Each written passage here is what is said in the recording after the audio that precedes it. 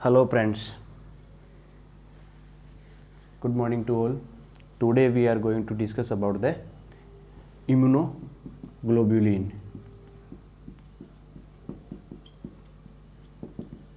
Immunoglobulin है, ये दो वर्ड से मिलकर बना है। इम्यूनो यानी इम्यूनिटी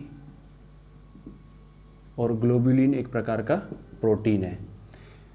इम्यूनो अपन इसको एंटीबॉडी भी बोल सकते हैं।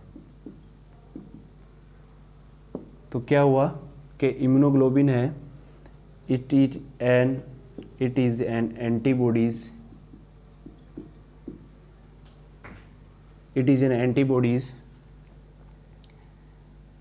are produced by,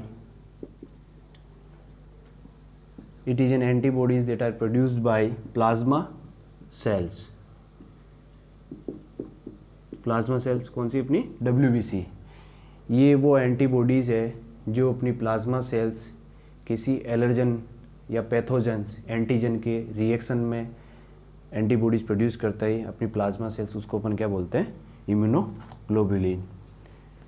अब इम्यूनोग्लोबुलिन जो होता है ये किस शेप का होता है? पहले तो अपन इसको एक इम्यूनोग्लोबुलिन जो होता है अपन उसको ऐसे लिखते हैं, ठीक है, ये भी आपको पता होना चाहिए। इसके अलावा इम्यूनोग्लोबिन्स होते हैं वो वाई शेप का होता है, अंडरस्टूड?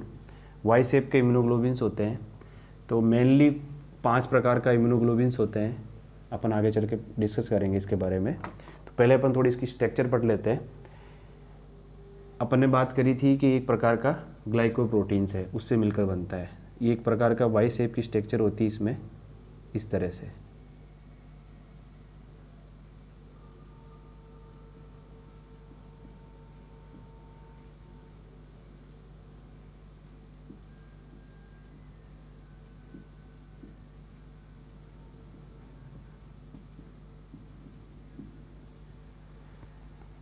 ये वाई शेप की स्ट्रक्चर इसमें होती है। इसमें 2 तरह की चेन होती है। अपर पार्ट जो होता है यहाँ पर होती है लाइट चेन, ये होती है हैवी चेन। तो 2 लाइट चेन 2 हैवी चेन, दोनों भी ये वाली 2 लाइट चेन 2 हैवी चेन, दोनों जो चेन होती है ये किससे बनती है? ग्लाइकोप्रोटीन से।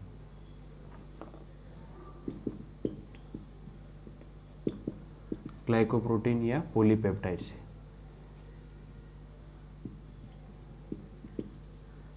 पॉलीपेप्टाइड से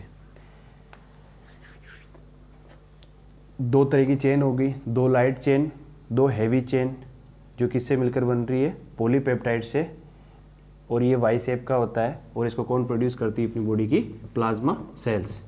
अब अपन बात करते हैं कि कितने टाइप का होता है। मोस्ट ऑफ ये 5 टाइप का होता है, जिसको अपन एक न्यूमेरिक है गेम आप सब खेलते हो, तो गेम एस लगाना है, यहाँ पर आपको डी लगाना है, गेम्ड। फर्स्ट ऑफ ऑल जो इम्यूनोग्लोबिन आता है अपन बात करते हैं IgG। इम्यूनोग्लोबिन होता है, इससे लार्जेस्ट इम्यूनोग्लोबुलिन, लार्जेस्ट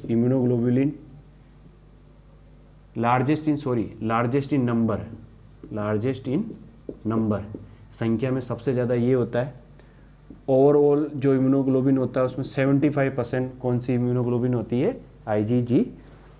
इसके बाद आता है ये क्रोनिक इन्फेक्शन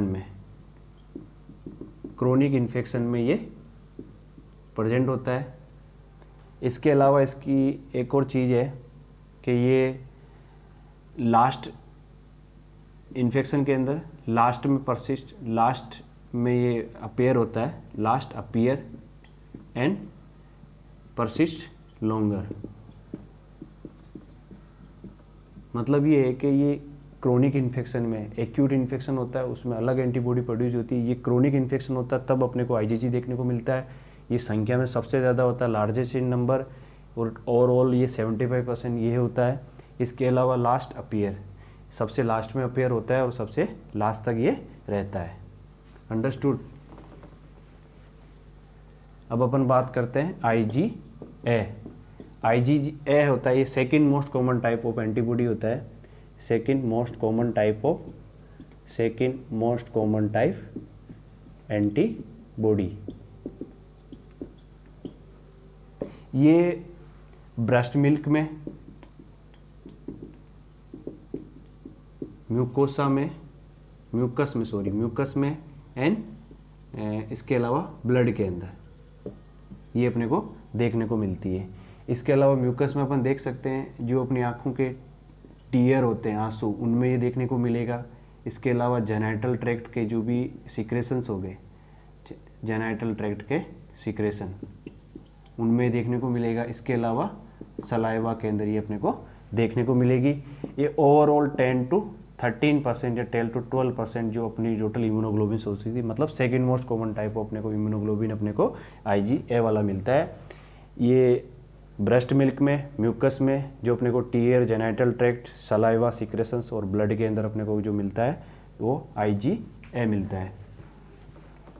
फिर अपन बात करते हैं IgM। IgM is the largest in size, ये साइज में सबसे बड़ा होता है। इसके अलावा ये एक्यूट इन्फेक्शन में ये अपने को देखने को मिलता है, एक्यूट इन्फेक्शन में देखने को मिलता है। ये थर्ड मोस्ट कॉमन टाइप है। ये 5 to 8% अपने को टोटल इम्यूनोग्लोबिन्स में देखने को मिलता है। थर्ड मोस्ट कॉमन टाइप है, एक्यूट इन्फेक्शन में देखने को मिलता है। इसके अलावा ये फर्स्ट अपीयर होता है। फर्स्टली अगर कोई अपीयर हो रहा तो वो कौन सा होगा? IgM। नेक्स्ट अपन बात करते हैं IgE। IgE जो इम्यूनोग्लोबिन है ये हाइपर सेंसिटिविटी रिएक्शन और उसके अलावा एलर्जिक रिएक्शन में ये अपने को देखने को मिलती है। अगर बॉडी में हाइपर सेंसिटिविटी रिएक्शन हुआ या कोई भी एलर्जन की वजह से अगर बॉडी में रिएक्शन होती है तो अपने को अपने ब्लड के अंदर IgE इम्यूनोग्लोबिन मिलता है। इसके अलावा ये lining of respiratory tract, GI tract and genital tract, genito urinary tract, यहाँ पर अपने को ये देखने को मिलती है। इसको अपन क्या बोलेंगे? IgE इम्यूनोग्लोबिन या एंटीबॉडी। लास्ट वन अपने बचता है IgD। जो IgD इम्यूनोग्लोबिन होता है ये अपने को देखने को मिलता है। ये क्या करता है? Differentiation between B lymphocytes. ये क्या करता है? डिफरेंशिएट कराता है बी लिम्फोसाइट्स के बीच में। ये कौन सा होता है? IgD। इसके अलावा अगर वॉर्म इन्फेक्शन होता है उसमें अपने को क्या देखने को मिलता है? IgD immunoglobulin. तो अपन ने टोटल 5 प्रकार के इम्यूनोग्लोबिन देखे। अब अपन बात करते हैं एग्जाम पॉइंट ऑफ व्यू इनमें से कौन कौन से क्वेश्चंस बनते हैं। तो अपन क्वेश्चंस पे जाते हैं। सबसे बड़ा, ऐसी कौन सी विच इम्यूनोग्लोबुलिन क्रॉसेस द प्लेसेंटा। ऐसी कौन सी इम्यूनोग्लोबुलिन है जो प्लेसेंटा को क्रॉस करती है? इसके ऊपर आपको आंसर जाना है IgG। उसके अलावा which immunoglobin in largest in number, तो भी अपने को IgG पे जाना है। इसके अलावा ये प्लेसेंटा को क्रॉस करता है, लार्जेस्ट इन नंबर होता है। और फिर अपन बात करते हैं IgM। ये क्रोनिक इन्फेक्शन में देखने को इसके ऊपर भी क्वेश्चन बन जाता है। अगर क्रोनिक इन्फेक्शन है बॉडी के अंदर, कौन सी अपने को इम्यूनोग्लोबिन देखने को मिलेगी? तो IgG। और संख्या में सबसे ज़्यादा IgG होता है वो प्लेसेंटा को क्रॉस करता है। अब अपन बात करते हैं IgM। ये एक्यूट इन्फेक्शन में अपने को देखने को मिलेगा। इसके अलावा ये फर्स्टली अपीयर होता है। फर्स्ट अगर कोई इस पर क्वेश्चन बनता है कि ऐसा कौन सा इम्यूनोग्लोबिन है जो इन्फेक्शन के अंदर सबसे फर्स्ट अपीयर होता है, तो IgM। उसके अलावा ब्रेस्ट मिल्क से कौन सा? ब्रेस्ट मिल्क, तो उसके लिए अपने को क्या जाना है? IgA। अंडरस्टूड। सलाइवा हो गया, सिक्रेशन जितने भी हो रहे बॉडी के, तो उसके लिए IgA। हाइपर सेंसिटिविटी रिएक्शन के लिए IgE। और एलर्जिक रिएक्शन के लिए भी IgE। और जो lining of respiratory tract GI tract से अगर अपने को कुछ भी एलर्जिक हो रही है उसकी वजह से अगर कोई एंटीबॉडी प्रोड्यूस होती है तो IgE। That's all are immunoglobulin. Thanks for watching. Please share and subscribe my channel. Thanks for watching.